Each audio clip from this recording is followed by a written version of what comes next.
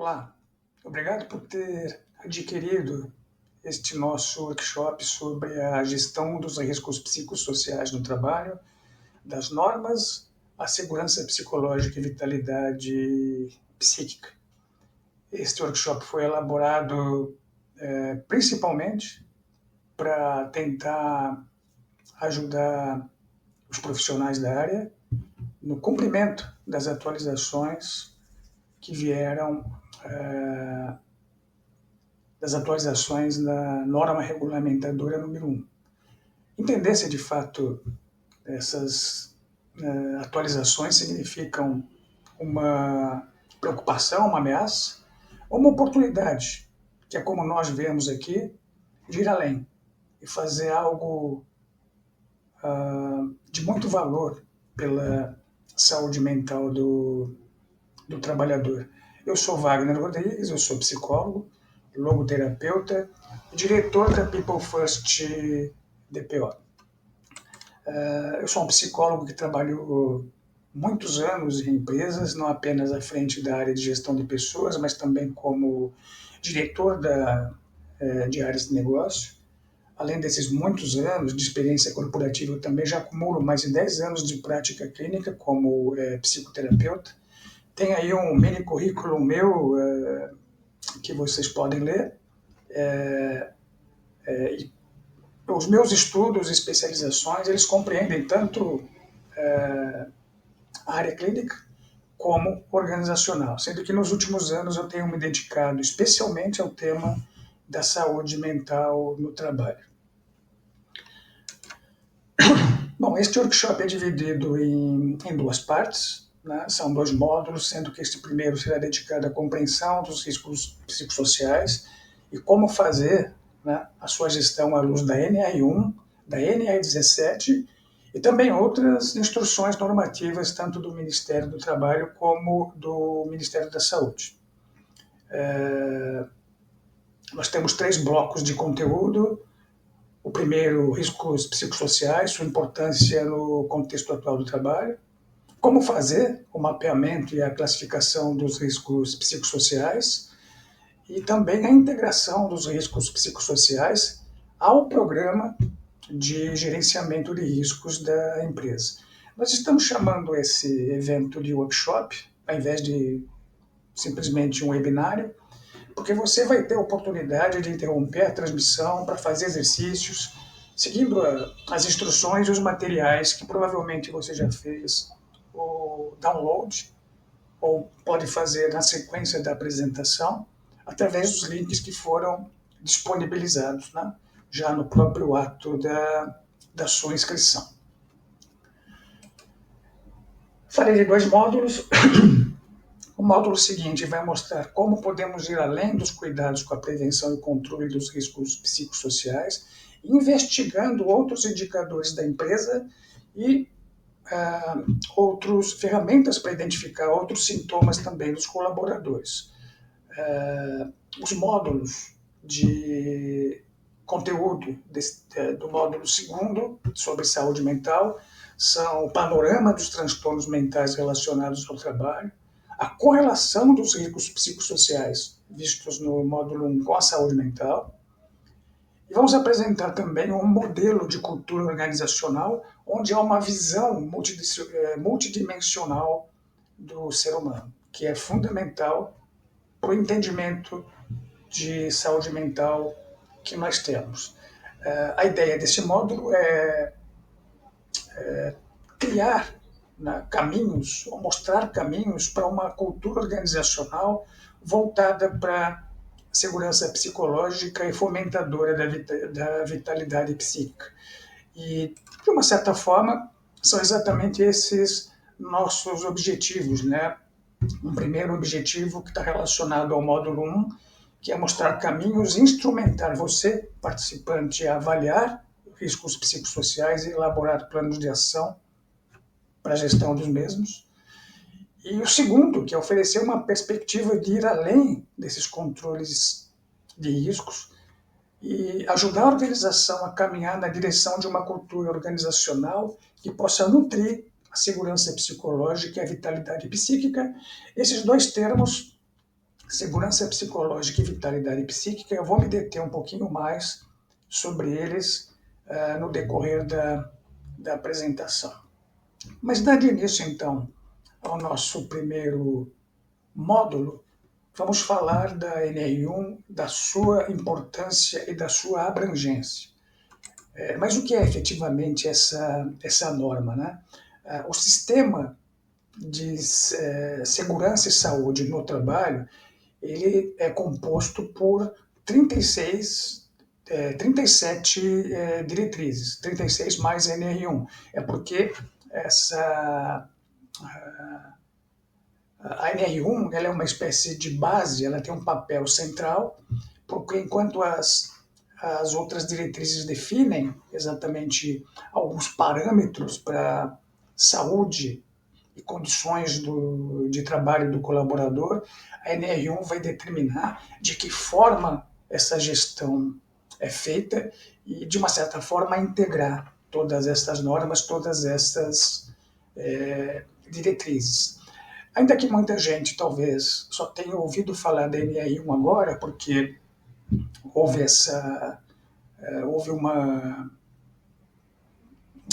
muitas publicações na mídia, né, sobre como essas atualizações da NR1 poderiam afetar as empresas e as pessoas. Isso deu a impressão de que era alguma coisa absolutamente nova, mas a NR1, na verdade, já existe desde 1978 e ela já passou por algumas atualizações antes. Esta de agora é considerada importante porque o tema de saúde mental ele também ocupou, desde a pandemia principalmente, né? O tema da saúde mental ocupou bastante espaço na mídia, nas redes sociais. Mas eu dizia que a NR1 ela ocupa um papel de base em relação às outras diretrizes. Ela está aí no centro do diagrama exatamente porque é este o papel dela, né? Integrar e coordenar as demais normas, né? Cada uma dessas normas cuida de algum aspecto dos riscos ocupacionais, só que a NR1 ela vai definir a estrutura, o formato de como cada uma dessas diretrizes deve ser gerenciada, especialmente com relação à elaboração do programa de gerenciamento de riscos. É muito provável para quem, se você já trabalhou em alguma empresa, que você já tenha feito exames médicos tanto na admissão como na demissão. Isso está previsto na NR7. A outra norma bastante conhecida é a NR17, nós vamos falar bastante dela aqui. Ela cuida da ergonomia, então o seu espaço de trabalho, a sua mesa, o seu computador, a tua postura corporal, tudo isso está previsto nesta norma, na NR17, assim, claro, como as mesmas condições de como o trabalhador executa suas tarefas na fábrica e outras áreas da empresa, levantamento de peso e coisas desse tipo. A CIPA também deve ser uma coisa que você já deve conhecer, que é a Comissão Interna de Prevenção de Acidentes, e também agora prevenção não só de acidentes, mas de assédio. Geralmente organiza uma semana por ano, que é a CIPAT, a Semana Interna de Prevenção de Acidentes no Trabalho, onde há palestras de todo o tipo, enfim. E esse grupo é o principal interlocutor junto à área de segurança e saúde do trabalho para assegurar, né, que não só a organização, mas que os trabalhadores estão cumprindo com a sua parte para um ambiente de trabalho seguro e saudável.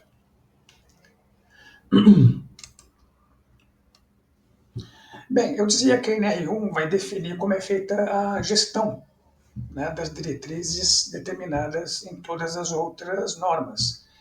Pois então é na NR1 que nós vamos ver como é que o Programa de Gerenciamento de Riscos, ou simplesmente o PGR, deve ser estruturado.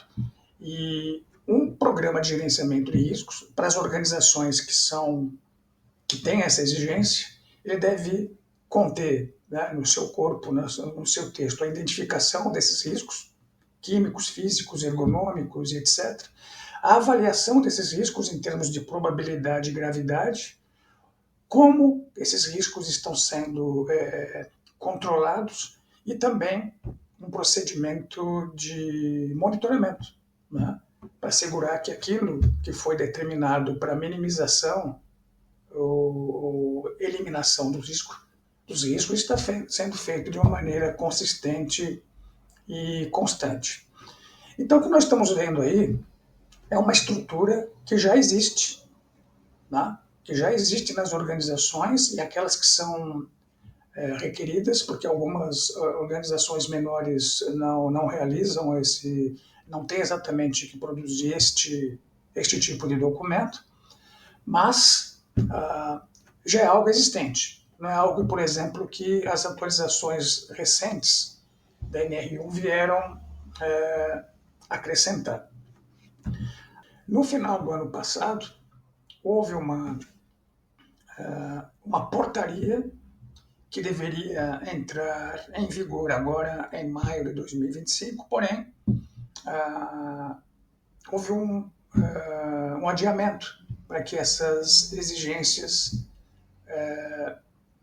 fossem implementadas apenas a partir de 2026. Mas cabe a nós já trabalhar de forma proativa, né, para assegurar que a organização está preparada para cumprir com essas exigências, mesmo antes de que isso se torne auditado, fiscalizado pelo Ministério do Trabalho. Mas, muito bem, do que trata essa atualização? Basicamente, a atualização desta portaria é de que, a partir de agora, a partir da sua vigência, os riscos psicossociais devem fazer parte do PGR, aquela estrutura que nós vimos anteriormente. Agora, o meu destaque vai para o texto desta portaria, que fala da participação dos colaboradores. Nós vamos entender exatamente o que são esses riscos psicossociais, mas é fundamental notar que essa atualização ela exige, ela orienta pela participação dos trabalhadores em todas as fases do processo, como você pode ler aí na apresentação.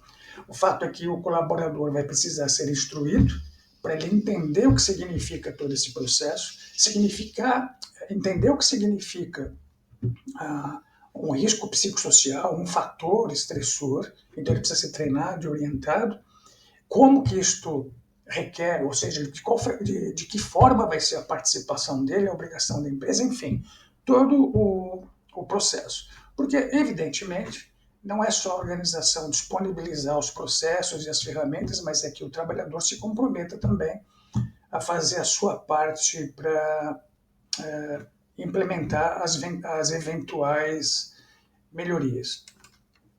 Agora, lembrem vocês que a NR1, né, ela vai falar sobre como fazer o gerenciamento dos riscos, né, como constituir o programa de gerenciamento de riscos cuja estrutura nós vimos. Agora, a norma que vai falar alguma coisa a respeito de riscos psicossociais ou alguma coisa nessa linha é a NR17. E tem aí um texto extraído dessa norma que diz que a adaptação das condições de trabalho às características psicofisiológicas dos trabalhadores, de modo a proporcionar conforto, segurança, saúde e desempenho eficiente no trabalho. Veja que o termo psicossocial não é mencionado, mas alguma coisa similar, que é sim entendendo que o trabalhador tem não só uma condição física, biológica, mas também uma condição psíquica que precisa ser olhada nas condições em que o seu trabalho é executado e exigido. Agora, Em outra parte também da DNR, DNR 17, é mencionado, né, as 5 áreas que interferem nas condições de trabalho. Isso independente de mencionar riscos psicossociais ou qualquer outro tipo de risco ocupacional. E a NR17 diz que existem 5 áreas nas condições do trabalho onde os riscos ocupacionais, né, precisam ser observados. A organização deste trabalho, né,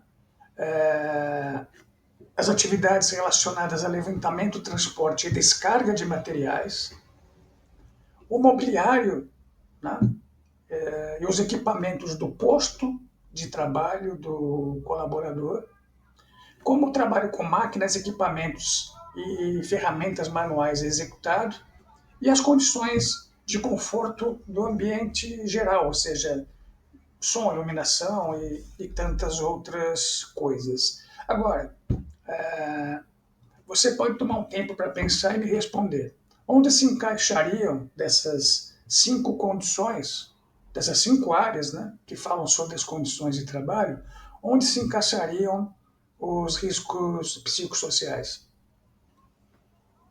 Muito bem. Você já deve ter adivinhado, é exatamente na área da organização do trabalho, pelo menos segundo o entendimento do Ministério do Trabalho e do Emprego. E diz lá, né, nesta instrução do MTE, a organização e a gestão do trabalho podem gerar vários efeitos à saúde do trabalhador em nível psicológico, físico e social, como, por exemplo, o desencadeamento ou agravamento de estresse, o esgotamento, depressão, além dos distúrbios osteomusculares relacionados ao trabalho, as famosas DOTS, entre outros. Certo, mas não é apenas aí que há uma correlação ou uma relação da NR1 com a NR17. Há ainda, em uma outra parte da norma, um texto, né, que vai trazer algumas referências mais específicas sobre a importância de riscos psicossociais.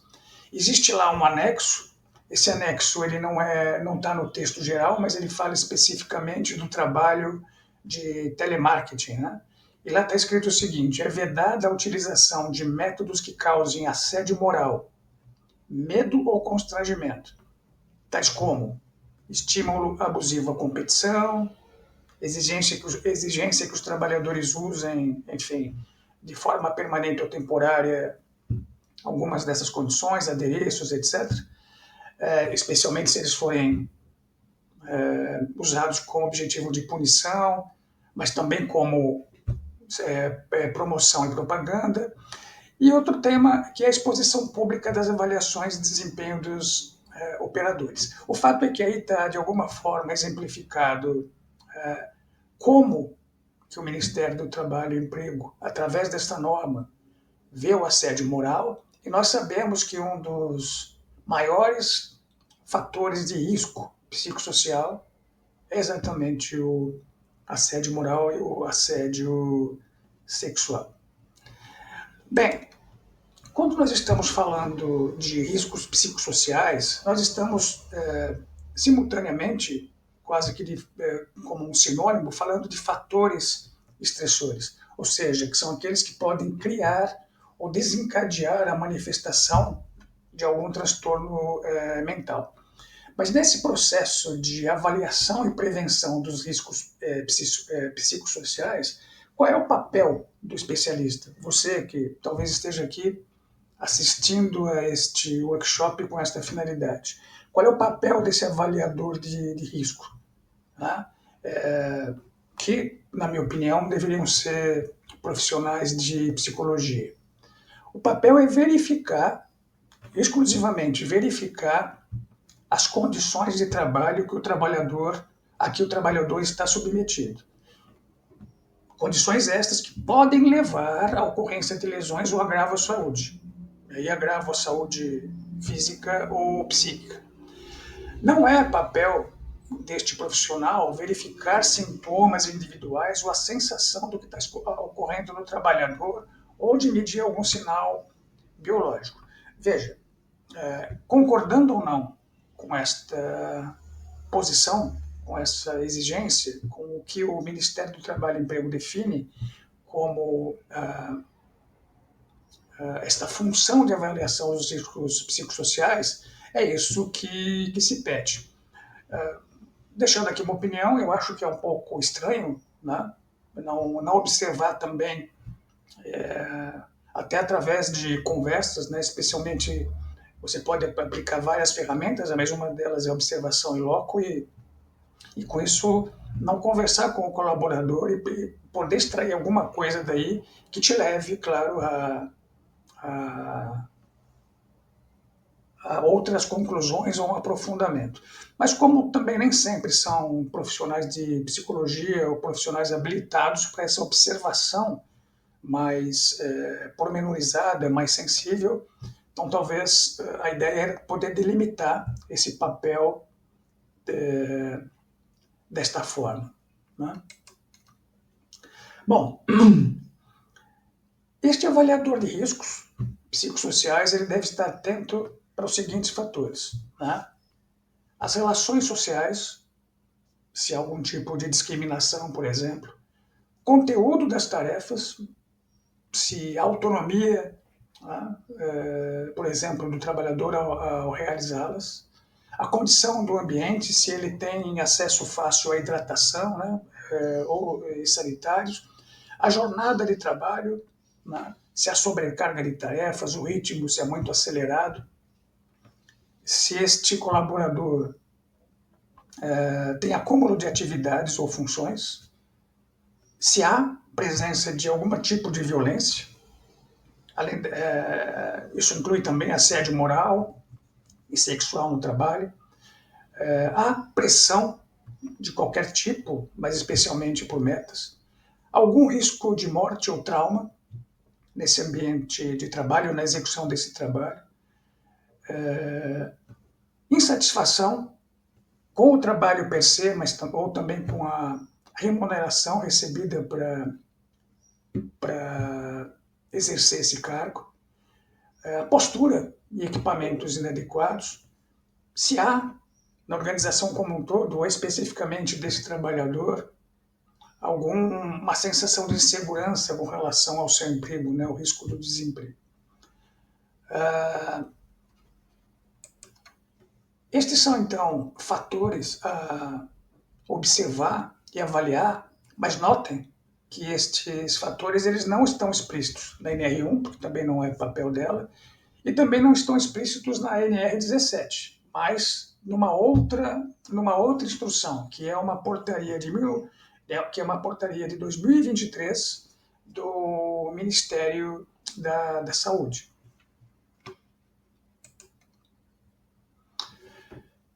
O avaliador de riscos psicossociais ele pode se valer de alguns métodos, né, para identificar se há fatores que podem representar riscos à saúde do trabalhador. E alguns dos métodos são esses que a gente tem aí na tela, né? A observação em loco, pode-se criar grupos de discussão por funções ou por áreas, entrevistas e assessments, ou questionários. Todos esses métodos são aceitáveis para se tentar identificar aqueles fatores que nós vimos no slide anterior. Vale a pena lembrar que o processo de levantamento e de gerenciamento de riscos já é adotado por empresas que de alguma forma se enquadram nessa exigência. A diferença é que agora todas as empresas precisarão incluir os riscos de ordem psicossocial neste processo. É importante que a gente entenda isso. O método que você vai experimentar hoje é o do assessment, pois trata-se da ferramenta mais prática e precisa para se coletar informações, que é o questionário. No roteiro que nós temos aí no site, tá, do Simple para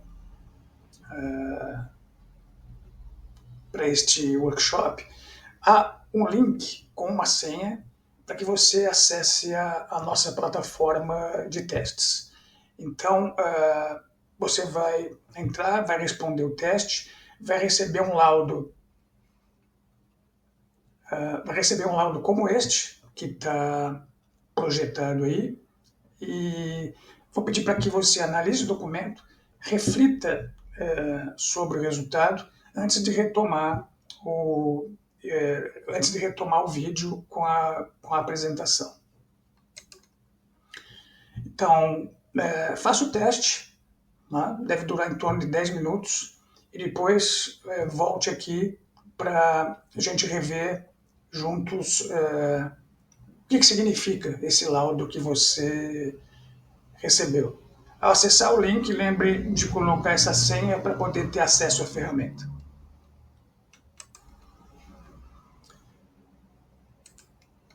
Muito bem. Você deve ter recebido um laudo como este. Tá? Agora, como é que nós vamos interpretar estes resultados? Vejam lá que nós temos um nível de risco geral. No caso do exemplo aí é 81. E se nós olharmos ali na tabela de referência, significa que este trabalhador, ou que esta empresa, caso esse poderia ser um resultado consolidado de vários trabalhadores, como um resultado individual.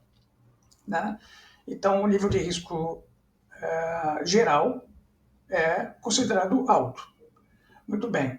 Aí nós vamos avaliar quais são as áreas que, de alguma forma, contribuíram para que esse risco fosse alto. E nós vimos que autonomia no trabalho, assim como ambiente social e físico, e também gestão. Isso significa que as outras áreas, né, as outras áreas de risco, definidas ali como demanda do trabalho, segurança e violência, não vão ser observadas. É preciso fazer uma análise também qualitativa, discutir com outras pessoas da empresa, recursos humanos, segurança e saúde de trabalho, gestores, e ver se algum outro indicador, além do questionário, que possa indicar que nós tenhamos que agir por outro caminho. Mas, a princípio, se nós tivermos que olhar para este laudo e pensar em prioridades, as áreas a serem priorizadas são essas onde o risco é alto ou muito alto. Muito bem, vamos falar de cada uma dessas categorias, de cada uma dessas áreas de risco. Muito bem, a autonomia, ela, através de algumas questões específicas, ela avalia a percepção do controle da influência que o trabalhador, né, que o colaborador tem sobre suas atividades, incluindo a forma de fazer e o que fazer. E é considerado definitivamente um fator importante, um fator estressor, um fator importante que interfere sim, e é considerado um risco psicossocial. Outra categoria, outra área de risco é a demanda, né? Essa categoria avalia a percepção do trabalhador quanto à quantidade, mas também não só a quantidade, mas o ritmo das tarefas que ele tem que realizar. Né? Nestas questões também são avaliadas o nível de exigência que outros colegas de trabalho, também os gestores, o líder, podem estar fazendo. A terceira categoria, segurança e violência. Dentro dessa área, nós estamos avaliando a percepção do colaborador em relação a eventuais assédios, assim como receios que ele pode ter quanto a possíveis danos à sua integridade física, né? Psíquica, e também a questão do desemprego. O ambiente social e físico é uma categoria que vai avaliar a percepção do trabalhador sobre os recursos físicos e materiais para a realização do trabalho. E aí também é visto como é o relacionamento desse colaborador com os demais colegas, se há cooperação e um relacionamento amistoso, acolhimento e coisas desse tipo, que são também importantes e fundamentais. Finalmente, a gestão é uma categoria que avalia a percepção do trabalhador quanto à figura do líder, claro, evidentemente, mas também os processos de gestão, que são executados através desse líder ou não, né? Que são os processos de comunicação, a própria estrutura organizacional e etc. Bom, este é um modelo de inventário de riscos que também está dentro dos materiais disponíveis que você vai poder fazer o download, né, a partir do link fornecido. Bom, de posse dos resultados das avaliações, o responsável pelo PGR, pelo Programa de Gerenciamento de Riscos, que é normalmente um técnico ou engenheiro de segurança e saúde do trabalho, ele vai fazer um inventário para determinar quais as prioridades de ação. Né? Eventualmente, todas as oportunidades levantadas vão ter algum tipo de ação, mas precisa se determinar quais vão ser feitas primeiro, em última instância. Se você não quiser acompanhar pelos slides seguintes, os próximos slides eu vou aumentar um pouquinho o tamanho aqui da projeção, você pode abrir aí o seu arquivo de Excel para ir acompanhando. Então vamos a um exemplo de como preencher o inventário.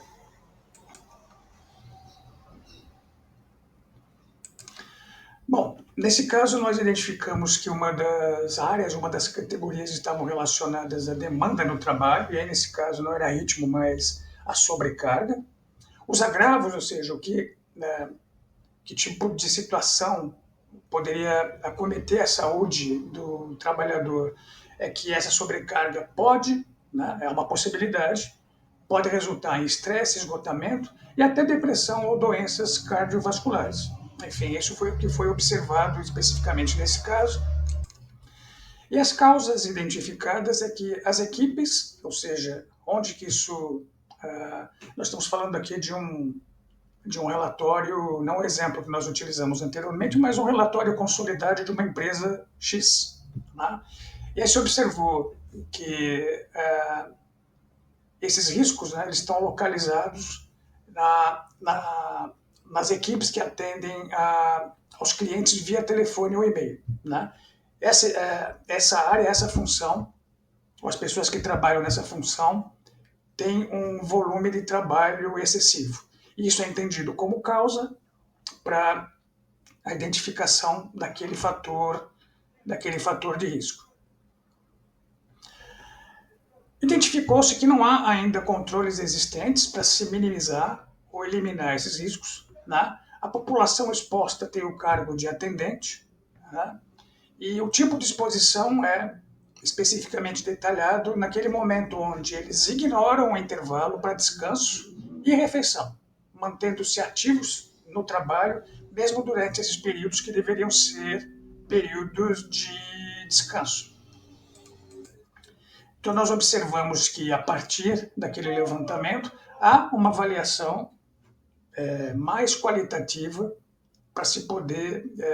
muitas vezes você tem essas respostas no próprio questionário, muitas vezes não. Tá? Você precisa complementar o que foi identificado através do questionário com outros métodos. Na última parte do inventário, se pergunta ali qual é o tipo da avaliação, e aí vem umas colunas interessantes que fazem um cálculo para determinar a prioridade, que é a probabilidade versus a severidade dessas consequências. Então, foi identificado que há uma probabilidade, o número 3, né, indica que é uma probabilidade alta para que aqueles riscos levem às consequências que foram identificadas, e que a severidade dessas consequências, ou seja, também são altas, ou seja, elas podem sim, o comprometimento das pessoas pode ser considerado grave. Portanto, esse risco é classificado como substancial ou alto. E aí vem uma proposta daquilo que vai ser feito, implementado, tá? Para que existam, a partir daí, controles, né? Então, o que foi sugerido foi a priorização de tarefas, atribuir mais autonomia e flexibilização de horário, aumento da quantidade de trabalhadores também, pode ser uma ou mais, né, dessas ações, e assegurar pausas adequadas e regulares. Então, haverá um monitoramento para ver se essas coisas vão ser realizadas. Então, nós temos que lembrar que a responsabilidade do PGR, também deste inventário aqui, não é do especialista de avaliação e gestão dos riscos psicossociais. Mas é importante conhecer o processo todo, pois as ações na área de segurança e saúde ocupacional tendem a ser multidisciplinares. Tá? Para entender melhor essa planilha, nós disponibilizamos para você um texto que vai definir como, que vai servir como um guia, né, para o entendimento desses critérios de priorização. Agora é chegado o momento das ações, uma vez que os riscos foram identificados, suas causas e consequências foram também identificadas e foram definidas as prioridades, nós partimos para os planos de ação propriamente ditos. Tá? E o método PDCA de Deming ainda é o mais recomendado, inclusive pelo próprio Ministério do Trabalho e do Emprego. Então, são 4 áreas com 9 passos que vão compor o PDCA. Na área de planejamento, no bloco de planejamento, nós vamos identificar o problema, que muito provavelmente a ferramenta do assessment ou de observação já proporcionou. Aí vem uma análise desse problema, e essas informações podem ser proporcionadas pelo questionário, mas também complementadas com entrevistas, observações, etc.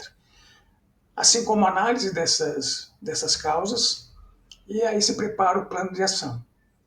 A segunda área, que é a realização, é exatamente quando esse plano de ação vai ser executado, né? E aí é acompanhar que as datas e responsabilidades definidas nesse plano de ação estão sendo obedecidas. Já no passo 7, que cai na área de verificação, é onde se olha os resultados. Então, se nós identificamos lá no laudo, por exemplo, né, identificamos no laudo determinados riscos, nós podemos aplicar o mesmo assessment, de novo, em conjunto com outros métodos também de observação e entrevistas, para ver se esses riscos ainda estão presentes. Ou seja, eu quero saber se o plano de ação está dando resultado. E aí nós vamos para a parte final, que é agir, né, as ações corretivas ou de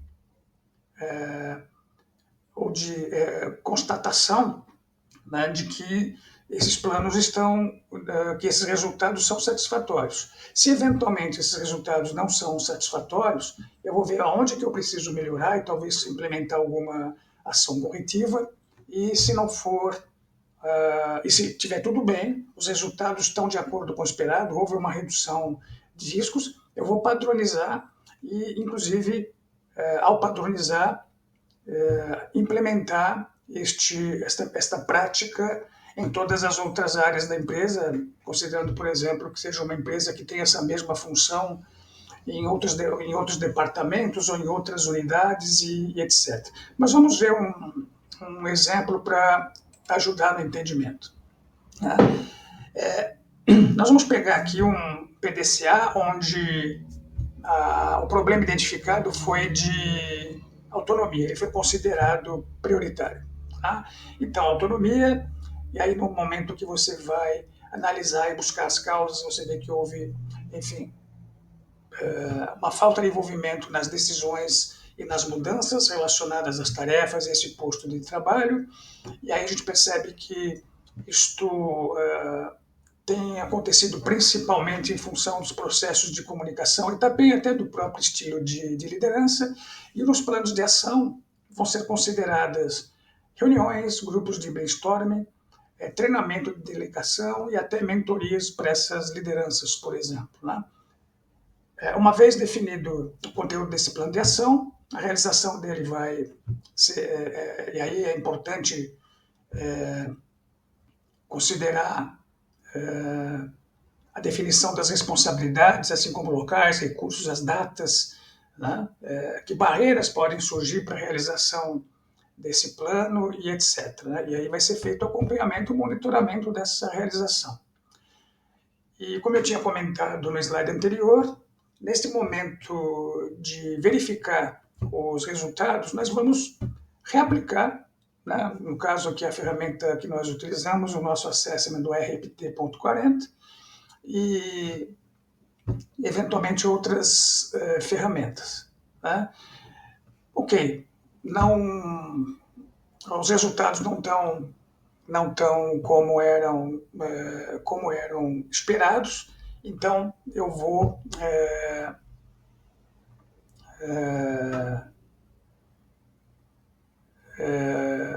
substituir o treinamento por um evento de sensibilização. Ah, não, mas funcionou. Então, eu vou padronizar para todas as áreas e filiais. É importante que o SPDCA ele está aí apresentado através de um diagrama, mas seria importante que ele fosse elaborado numa planilha, onde você possa ter lá, né, os campos necessários onde estão definidos os nomes dos responsáveis, os recursos e ferramentas necessárias, a localização onde isso vai ser feito, datas de conclusão das ações e etc. Bom, o processo, em tese, né, todo esse processo de gestão dos riscos psicossociais, ele termina aqui. Tá? Claro, esse é um processo contínuo de avaliações e reavaliações, assegurando que aquilo que está sendo feito seja mantido e aquilo que não está funcionando possa ser reavaliado e novas ações serão propostas. Agora, nós comentamos no início do workshop que nós podemos ir além disso, né? E também nós questionamos até que ponto apenas a gestão dos riscos psicossociais pode ter uma interferência positiva, favorável na saúde mental do trabalhador. E é exatamente este aspecto que nós vamos tratar no módulo seguinte.